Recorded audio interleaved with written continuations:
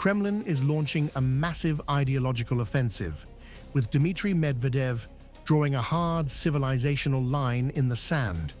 He is aggressively weaponizing the concept of Russian unity, framing internal cohesion as an unbreakable shield.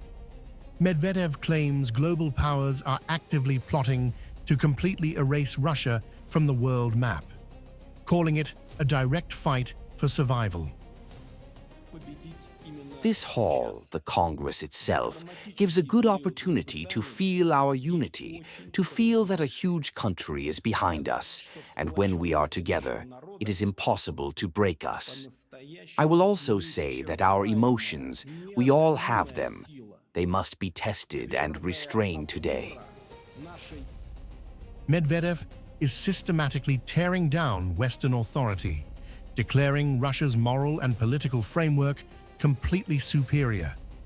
This isn't just basic political messaging. It's a calculated attempt to recast the war. Moscow is deliberately escalating this conflict beyond simple borderlines, transforming it into a brutal winner-take-all clash between entirely opposing civilizational models. And today our unity is stronger than the so-called Western civilization, the one that has been perpetuated for centuries due to inhuman colonial exploitation, genocide of peoples all over the world. After all, the West boasts of its notorious humanism, tolerance, but in fact it is covered by the oblivion of fundamental human values.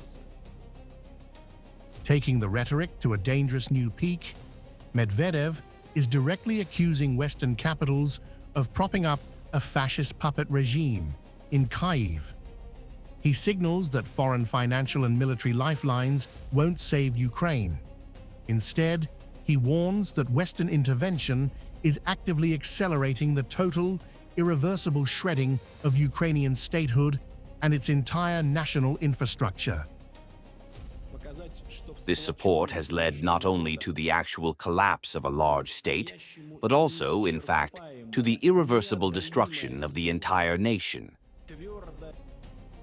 This explosive rhetoric exposes the core of the Kremlin's wartime psychological strategy, convincing the public they are entirely encircled by hostile superpowers. The war is no longer being broadcast as a localized military operation, but rather as an existential, high-stakes endurance test to see which civilization cracks first under maximum global pressure.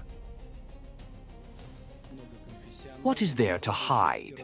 Our enemies want our country to disappear from the map of the world. They say this directly. And who says this? These are not ordinary people.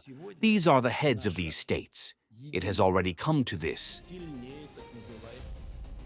Ultimately, this hardline messaging confirms that Moscow views the geopolitical landscape through an absolute zero-sum lens. By warning that Western support is unstable and bound to collapse, the Kremlin is digging in for a long-term war of attrition. The final message to the Russian public is clear. Total domestic lockstep is the only option left.